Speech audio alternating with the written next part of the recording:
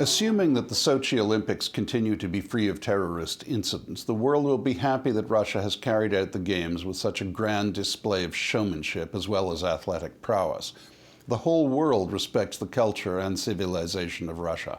Its presentation of its own history in the opening conveniently left out such stars of national history as Ivan the Terrible, Lenin, and Stalin, which is quite excusable, and omitted any reference to the fact that Russia, which has been one of the world's great powers since Peter the Great 325 years ago, has not, by Western standards, had one day of good government. There has been no respect for human rights or the popular will, apart from fleeting and tokenistic nods to the Slavonic masses of Mother Russia, who only finally break their chains and revolt every 300 years or so. Western Europeans, British, Americans, and even Canadians who managed two Gilbert and Sullivan rebellions in 1837 have been less patient.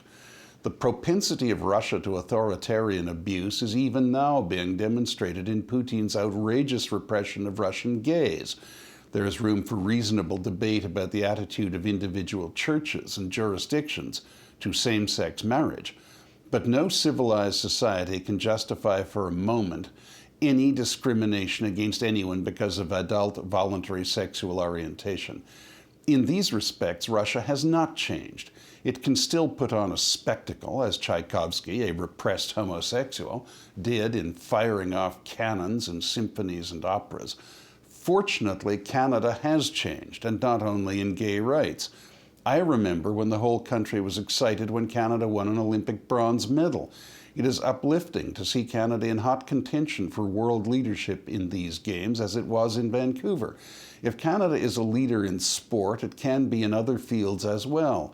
It's all a matter of confidence and national will, and it will happen in many other arenas.